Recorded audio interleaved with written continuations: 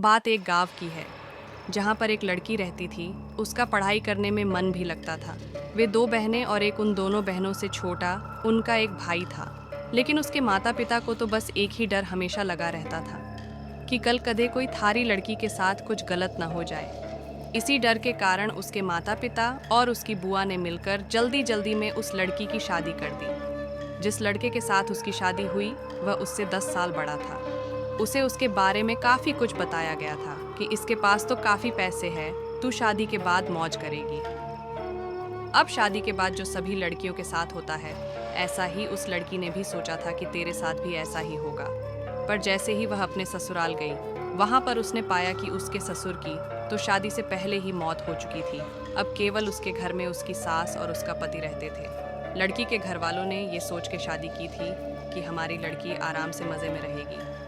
लड़की के माता पिता ने ब्याज पर भी पैसे लेकर उसकी शादी में बढ़ चढ़कर खर्च किया। पर उन्हें क्या पता था कि उन्होंने अपनी लड़की को एक दहेजी घर में बेच दिया था। अब तो दहेज कहानी शुरू होनी ही थी। शादी के 10 ही दिन बाद उसकी सास और पति ने उस लड़की को कहा कि मेरी सरकारी नौकरी लाग जागी जो तू अपने घर से 70,000 रुपये ला के दे दे। तो वह अगले दिन अपने घर आई तो उसने ये बात अपनी माँ को बताई।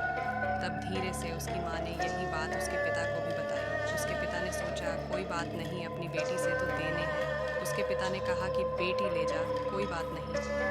अब पैसे लड़के के घर पहुंचने पर कुछ दिन तो वे सभी उससे प्यार करने लगे। जैसे ही वे पैसे खत्म हुए तभी उन्होंने अपना गिरगिट की तरह फिर से रूप बदलना शुरू किया। अब की बार तो उनकी हद ही हो गई कि वे सभी उसे गंदी और बदचलन कहने लगे। उसको घर से बाहर तक नहीं जाने देते। अभी 3 ही महीने हुए थे उसकी शादी को, तो तभी उसकी सास भी चल बसी। बस फिर गया था। अब तो और भी उसकी लड़की के साथ ज़्यादा गलत होना शुरू हो गया। उसका पति जब भी घर से बाहर जाता तो वह हर घर की चीज़ को ताला लगा के और उसके एक कमरे में बंद करके जाने लगा। वह जब भी कुछ बात करती तो तभी वह उसकी पिटाई भी कर देता, जिसके कारण वह डरती नहीं बोलती थी और न ही उसे कभी फ़ोन मिलता कि वह अपने घर वालों से तो बात कर ले। जब भी वह कहती तो उसे यही बात सुनने को मिलती कि मेरे फ़ोन में पैसे नहीं हैं।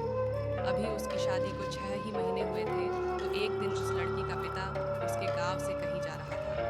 तो उसने सोचा क्यों ना अपनी बेटी से मिलता चलूं। तो तब उसे सच्चाई का पता चला। तो वह उसी समय अपनी बेटी की यह दशा देखकर रोता हुए उसे वापस अपने घर ले आया। घर पर आने के बाद उसने अपनी बेटी से सारी बातें पूछी।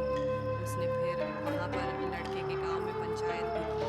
पंचायत में फैसला आया कि तो भाई इस लड़की ने जब तलाक ही दे दे, जो या तन्ने ना है पसंद है, तो उसने वो भी मानने से इनकार कर दिया। अब वह लड़की अपने माता पिता के पास रहकर 12वीं क्लास में पढ़ाई के साथ साथ कंप्यूटर भी सीख रही है और अपनी पिछली जिंदगी